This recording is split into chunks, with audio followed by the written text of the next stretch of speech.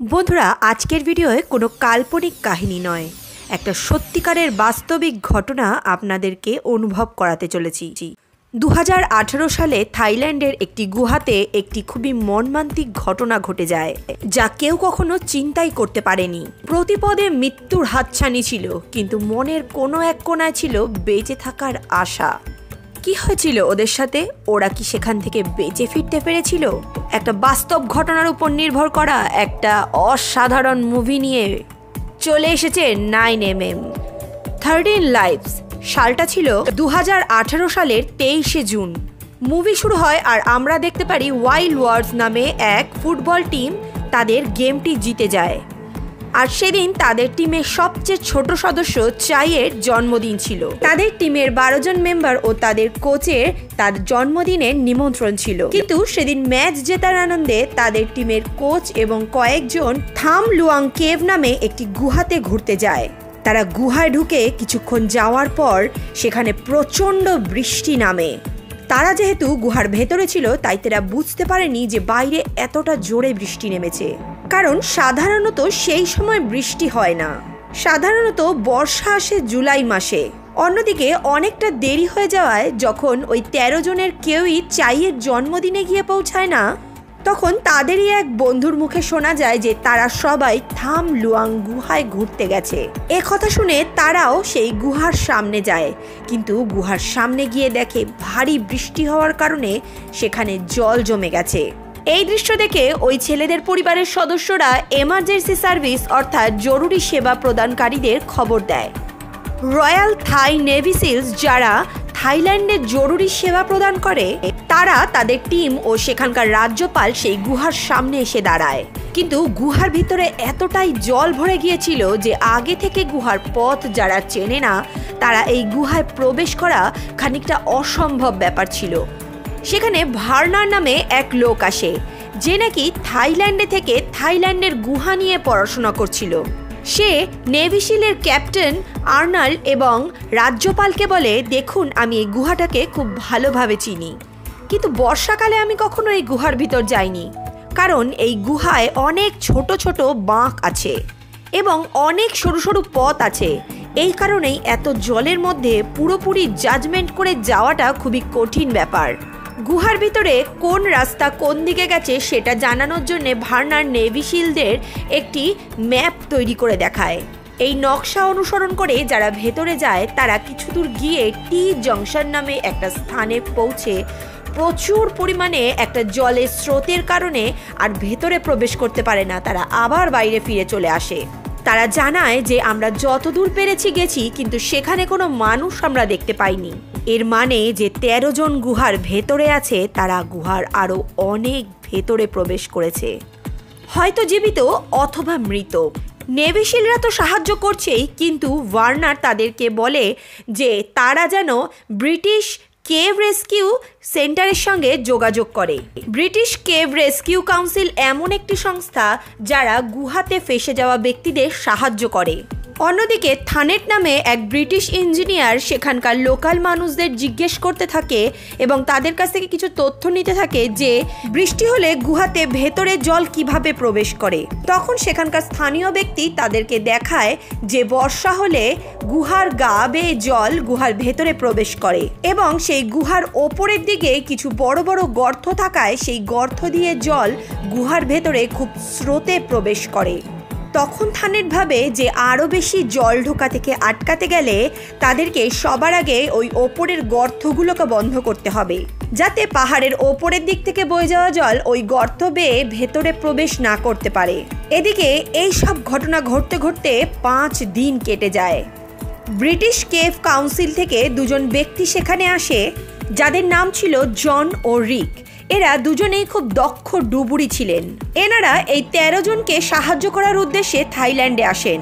প্রথমে তারাও গুহার 1600 মিটার ভেতরে, অর্থাৎ যেই জায়গাটাকে টি জাংশন নামে চিহ্নিত করা রয়েছে, সেই জায়গা অবধি প্রবেশ করতে পারে, কারণ তখনও সেখানে অনবরত বৃষ্টি হয়ে যাওয়ার কারণে গুহার ভেতরে জলের স্রোত বেড়েই যাচ্ছিল। আর এদিকে সেই 13 জন বেঁচে আছে কি মরে গেছে এর কোনো খোঁজ খবর নেই। এরপর গুহার জল পাম্পের সাহায্যে বাইরে বের করার প্রক্রিয়া চালু হয়, যাতে গুহার ভেতরে জল কিছুটা কমে যায় এবং উদ্ধার কাজ কিছুটা সরল হয়। কিন্তু বৃষ্টি থামার নাম নেই। এদিকে রাজ্যপাল ঘোষণা করে যে যতক্ষণ না বৃষ্টি না কমছে গুহার ভেতরে যেন কেউ প্রবেশ না করে। এদিকে থানেট গুহার ব্যাপারে সম্পূর্ণ তথ্য নেওয়ার পর রাজ্যপালের কাছে যায় এবং রাজ্যপালকে বলে, দেখুন গুহার জল ওপরের দিক দিয়ে ভেতরে প্রবেশ করে চলেছে। আমরা যদি কোনোভাবে পাহাড়ের ওপরে জল বয়ে যাওয়ার পথটিকে ঘুরিয়ে দিয়ে চাষের জমির দিকে করে দিতে পারি, তাহলে গুহাতে জল ঢোকা আটকানো যাবে। কিন্তু সেই ঠান্ডা পাহাড়ের জল যদি চাষের জমিতে যায়, চাষিদেরও অনেক ক্ষতি হতে পারে। কিন্তু এ কথা জানার পরও সব চাষিরা রাজি হয়ে যায়, কারণ 13 জন মানুষের জীবনের প্রশ্ন এখানে।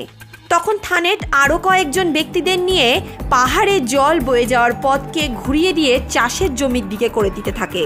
আর অন্যদিকে গুহায় ফেসে থাকা ব্যক্তিদের পরিবার পরিজনরা সেই গুহার বাইরে এক ঘুমন্ত রাজকুমারীর মূর্তি ছিল, তাকে থাইল্যান্ডের পৌরাণিক ইতিহাস অনুযায়ী এই রাজকুমারীর প্রেমিককে হারানোর দুঃখে এই রাজকুমারী এই গুহার বাইরেই মারা যায়। আর গুহার ভেতরে যে জল আছে, এই জল তারই কান্নার জল। সত্য বলো অথবা কুসংস্কার, এখানে এই প্রথাই প্রচলিত ছিল। অপরদিকে মানুষ যখন সব দিক থেকে ভেঙে পড়ে, তখন কোনো একটা কিছু নিয়ে সে আঁকড়ে বাঁচার চেষ্টা করে, আর সেটা ঈশ্বরের ধ্যান থেকে বড় কিছু হতে পারে না। এইভাবেই 10 দিন কেটে যায়, আর 10 দিন পর বৃষ্টি কিছুটা থামে। বৃষ্টি কিছুটা থামার পরেও গুহার ভিতরে ঢোকা প্রায় অসম্ভব ছিল। কিন্তু জন এবং রিক, যারা কিনা দক্ষ ডুবুরি, তারা গুহার ভেতরে ঢুকতে রাজি হয়ে যায়। বৃষ্টি থামার কারণে গুহার ভিতরে জল কিছুটা কমেছে, তাই তারা সাঁতরে পাটায়া ব্রিজ অবধি পৌঁছে যায়। গুহার ভেতরে এদিক ওদিক দেখতে দেখতে খানিকটা দূরে যেতেই চেম্বার 9 নামে একটি জায়গায় তারা কয়েকটি টর্চের আলো দেখতে পায়। আরও খানিকটা এগিয়ে যেতেই তারা দেখতে পায় সেই 12টা ছেলে এবং তাদের কোচ, এবং চারিদিকে জল ভরে থাকলেও খাওয়ার মতো জল বা খাওয়ার মতো কিছু তাদের কাছে ছিল না। জন আর রিক ভাবতেই পারেনি যে এই 13 জন লোককে তারা গুহার ভিতরে জীবিতভাবে দেখতে পাবে। 13 জন এই 2 জন মানুষকে দেখে যেন প্রাণ ফিরে পায়। এত দিন পর তারা অন্য কাউকে দেখছে, যারা কিনা তাদের খোঁজে এই বিপজ্জনক গুহার ভিতরে ঢুকে এসেছে। একইভাবে জন ও রিকও খুবই খুশি, কারণ এই 13 জনই জীবিত। তারা জিজ্ঞেস করে, এতদিন পর্যন্ত তোমরা খাওয়ার না খেয়ে কিভাবে বেঁচে আছো? তোমরা মারাত্মক স্ট্রং। তারা বলে, আমাদের কোচ আমাদের প্রতিদিন মেডিটেশন করাতো, মানে যোগাসন। যোগাসনে যদিও খিদে মেটা সম্ভব না, তবুও এই আসন মানসিক শক্তিকে দৃঢ় করে। জন ও রিক তাদের খোঁজে আসে, কিন্তু তারা বাইরে নিয়ে যেতে পারবে না, কারণ তারা তাদের সঙ্গে করে কোনো এক্সট্রা অক্সিজেনের সিলিন্ডার বা মাস্ক কিচ্ছু আনেনি। এবং এই বিপজ্জনক গুহা থেকে বেরোনোর জন্য অনেকটা রাস্তা জলের নিচ থেকে যেতে হবে, কারণ সম্পূর্ণ গুহা জলে ভরে গেছে। জন ও রিক বলে, তোমাদের আমরা বাইরে ফিরিয়ে নিয়ে যাব, আমরা আবার আসব। জন ও রিক প্রমাণস্বরূপ তাদের 13 জনের একটি ভিডিও করে নিয়ে ফিরে আসে, এবং ভিডিওটা করে নিয়ে আসার পর এই ভিডিওটা ছড়াতে ছেলেগুলোর পরিবার সহ সমস্ত গ্রামের লোকজন এবং বাইরের সবাইও জানতে পারলো যে এই 13 জন বেঁচে আছে। এর ফলে তারা আনন্দে উল্লাস করতে লাগে, কারণ তারা ধরেই নিয়েছিল এত দিন ধরে এই জলভর্তি গুহায় এই 13 জন হয়তো বেঁচে নেই। পরের দিন নেভি সিলসের ডুবুরিদের সঙ্গে একজন ডাক্তার চেম্বার 9-এ যায়, যেখানে এই 13 জন আটকে আছে। এই 13 জনকে তারা কিছু খাবার দেয় এবং তারা সুস্থ সবল আছে কিনা শারীরিক দিক থেকে এটা চেক করে সেই ডাক্তার। কিন্তু সেখানে আরেক বিপদের উৎপত্তি হয়। নেভি শিল্ডের লোকেরা যখন এখানে খাবার দাবার নিয়ে আসছিল, তারা নিজেদের অক্সিজেনের অনেকটাই ব্যবহার করে ফেলে, আর যতটুকু অক্সিজেন আছে তার সাহায্যে শুধুমাত্র একজনই গুহা থেকে বাইরে যেতে পারবে। আর তাকেই বাইরে গিয়ে সবাইকে জানাতে লাগবে যে গুহার ভিতরে পর্যাপ্ত পরিমাণের অক্সিজেনের যোগান দিতে হবে যদি এই সবাইকে বাঁচাতে হয়। আর সেই সময় রিকের মাথায় আরেকটি বুদ্ধি আসে। সে বলে, যত তাড়াতাড়ি সম্ভব আমাদের চেনা পরিচিত আরও 2 জন ডুবুরি আছে, যার নাম ক্রিস আর জেসন, এবং একজন ডাক্তার আছে যার নাম হলো হ্যারিস তাকেও এখানে ডেকে নিয়ে আসো। এরপর ক্রিস, জ্যাসন ও হ্যারিস সেখানে এসে পৌঁছায়।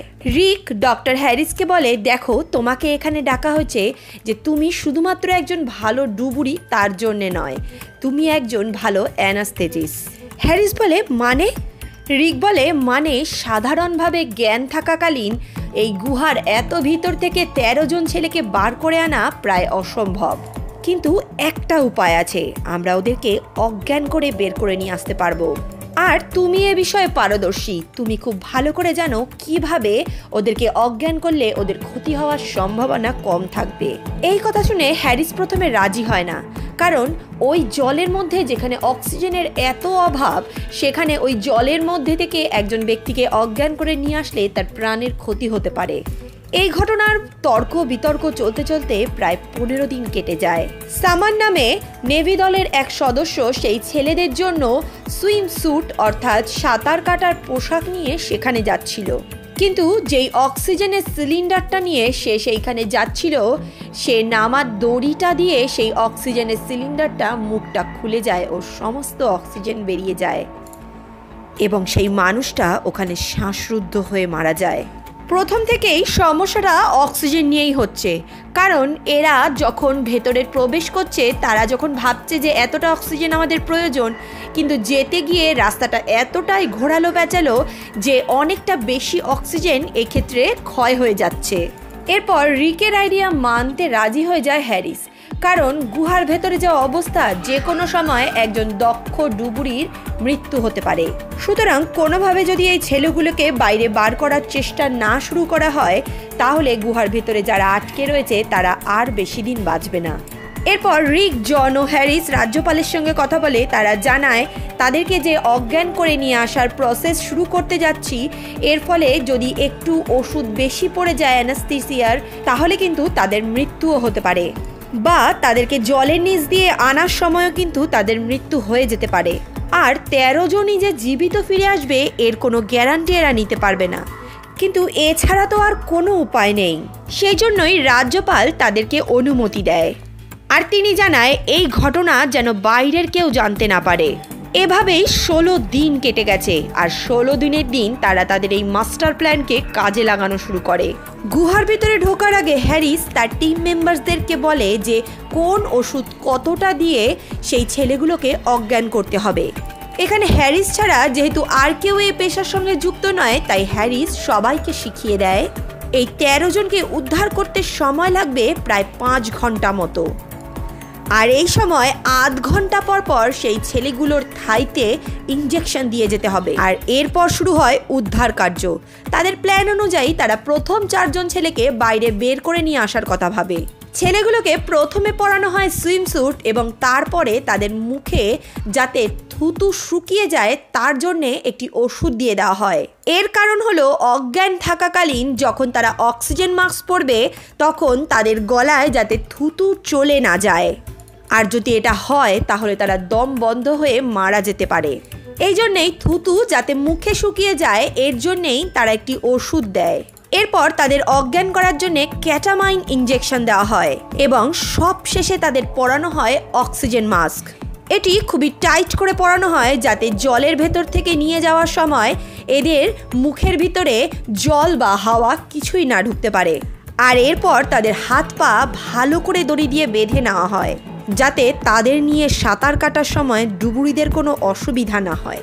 আপনারা ভাবতে পারছেন এতগুলো মানুষকে জলের নিচ দিয়ে হাত পা বেঁধে এত বিপজ্জনকভাবে বার করা হবে, আর এই প্রসেস কতটা কষ্টসাধ্য আর কতটা ভয়ানক সেটা ভাবলেও গায়ে শিহরণ জেগে যায়। এরপর প্রথম দিন যখন নেভি সিল ও ডক্টর হ্যারিসের সহায়তায় প্রথম 4 জনকে বাইরে বের করার প্রক্রিয়া চলছিল, তখন ওই 4 জনের মধ্যে একজনের জ্ঞান ফিরে আসে এবং জ্ঞান ফিরে আসার কারণে তাকে টেনে একটা জায়গায় বসানো হয় এবং তাকে অজ্ঞান করার ইনজেকশন দিতেই যাবে, সেই সময় একজনের হাত থেকে সমস্ত ইনজেকশনগুলি নিচে পড়ে যায়। তখন নেভি সিলের একজন জলের ভিতর ডুবে সেই ইনজেকশনগুলিকে খুঁজে আনে এবং তারপর সেই ছেলেটিকে ইনজেকশন দেওয়া হয়। আর এইভাবেই প্রথম 4 জনকে তারা জীবিত অবস্থায় বাইরে নিয়ে আসতে সক্ষম হয়। কিন্তু যেহেতু তাদের অজ্ঞান করে নিয়ে আসার ব্যাপারটা রাজ্যপাল কাউকে জানাতে চায়নি, তাই তাদের বাইরে নিয়ে আসার সঙ্গে সঙ্গে হেলিকপ্টারে এবং অ্যাম্বুলেন্সে করে তাদেরকে বাইরে নিয়ে চলে যাওয়া হয় এবং একইভাবে একজনের পর একজন করে তাদেরকে জীবিত অবস্থায় বাইরে বের করার প্রক্রিয়া শুরু হয়ে যায়। কিন্তু শেষ দিনের দিন আবার ঝমঝমিয়ে বৃষ্টি নামে এবং ওই দিক দিয়ে যেখানে কিনা গুহার ওপরে ফুটো ছিল আর সেখান দিয়েই পাহাড়ের গা বেয়ে জল ভেতরে প্রবেশ করছিল, সেখান দিয়ে আবার জল ঢোকা শুরু করে। কারণ তখনও পর্যন্ত পাহাড়ের ওপরের সেই জলপ্রবাহকে চাষের দিকে ফেরানোর প্রক্রিয়া সম্পূর্ণ হয়ে ওঠেনি। সুতরাং বৃষ্টির জল আবার গুহার ভিতর ঢুকতে শুরু করে। স্বাভাবিকভাবেই সব ডুবুরিরা এই বিষয়ে ভয় পেয়ে যায়, কিন্তু তাও তারা নিজেদের প্রাণের ঝুঁকি নিয়ে এই কাজ করতে আবার বেরিয়ে পড়ে। চেম্বার 9-এ ঢুকে ক্রিস আরও একজন ছেলেকে বাইরে নিয়ে যাওয়ার পর সেই চেম্বারে বাকি থেকে যায় শুধুমাত্র 2 জন ছেলে, চাই এবং তাদের কোচ। আসলে চাই সবার থেকে বয়সে ছোট ছিল, তাই অক্সিজেন মাস্কটা কোনোভাবেই তার মুখে সঠিকভাবে ফিট হচ্ছিল না এবং মাস্ক যদি টাইটভাবে না বসে তাহলে তাকে যখন অজ্ঞান করে সেখান থেকে নিয়ে যাওয়া হবে তখন যে কোনো মুহূর্তে তার মুখে জল ঢুকে যেতে পারে এবং যে কোনো মুহূর্তে তার মৃত্যু হতে পারে। তাই একটি ছোট অক্সিজেন মাস্ক আনা হলেও সেটিও তার মুখের থেকে খানিকটা বড় হয়ে যায়। তবে জেসন বলে, ঠিক আছে, আমি সামলে নেব, কারণ এটা পরিয়েই তাকে নিয়ে যেতে হবে। এটা ছাড়া আর কোনো মাস্কই তাদের কাছে ছিল না। আর পাহাড়ের যা অবস্থা, যদি এখন না বেরোনো যায় তাহলে আর হয়তো কোনোদিনই আর বেরোনো যাবে না, কারণ গুহার ভিতরে জলস্তর কিন্তু বেড়েই চলেছে।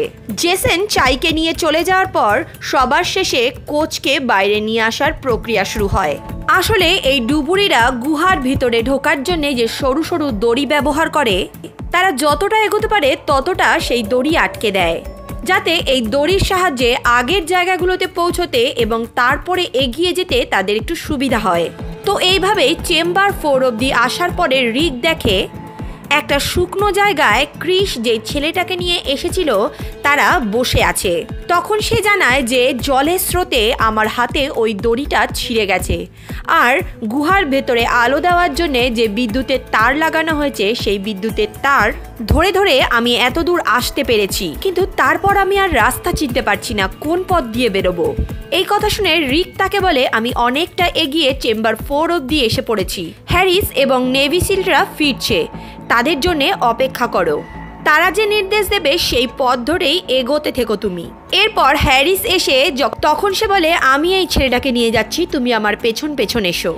এইভাবেই অনেক বাধা বিপত্তি পার করে নেভি সিলস এবং বিদেশ থেকে আসা ডুবুরিরা মিলে সরকারের সহায়তায় 13 জন ছেলেকে গুহা থেকে বের করতে সক্ষম হয়। উদ্ধার কাজ শেষ হওয়ার পর রাজ্যপাল সবার কাছে কৃতজ্ঞতা স্বীকার করে। এরপর দেখানো হয় 13 জন পরিবারের সদস্যরা তাদের সন্তানদের দেখতে হসপিটালে পৌঁছেছে। আর চাইয়ের জন্মদিনে যে অনুষ্ঠানটা তারা সেলিব্রেট করতে পারেনি, আজকে সেই অনুষ্ঠানটা তারা সেলিব্রেট করছে। এখানে বলা উচিত নেভি শিল্ডের এক উদ্ধারকারী যার নাম সামন, যে এই উদ্ধার কার্য চলাকালীন প্রাণ হারিয়েছিল, তাদেরকে শ্রদ্ধা জানানো হয় এবং বলা হয় তাদের স্মৃতিতেই এই মুভিটি তৈরি করা হয়েছে। শোনা যায় বাস্তবে উদ্ধার কার্যের সময় 10,000-এরও বেশি লোক সেখানে অংশগ্রহণ করেছিল। আর যেসব চাষিদের জমি জল পড়ার কারণে নষ্ট হয় তাদেরকে ক্ষতিপূরণও দেওয়া হয়। গ্রামের লোকেরা 50 মিলিয়ন গ্যালন জল সেই চাষের জমিতে ফেলেছিল। তবে বন্ধুরা, এত কিছুর পরও এই 13টা ছেলেকে উদ্ধার করার পরও 8 মাসের জন্য সেই গুহাটা জলের তলায় চলে যায়। তো বন্ধুরা, এই ছিল থাইল্যান্ডের বাস্তব ঘটনার উপরে অবলম্বনকারী এই রেস্কিউ মুভিটি। বন্ধুরা, এই মুভিটি যদি আপনাদের ভালো লাগে তাহলে অবশ্যই একটি লাইক করুন, ফ্রেন্ডস ও ফ্যামিলির সঙ্গে ভিডিওটি শেয়ার করুন। ফিউচার আপডেটসের জন্য চ্যানেলটি সাবস্ক্রাইব করে পাশে থাকা বেল নোটিফিকেশনটি অবশ্যই অল করে দিন, যাতে আমরা যখন যা ভিডিও দিই তার নোটিফিকেশন সবার আগে আপনাদের কাছে পৌঁছায়। চলে আসবো অপর একদিন এরকমই এক শিহরণ জাগানো মুভি নিয়ে। ততক্ষণের জন্য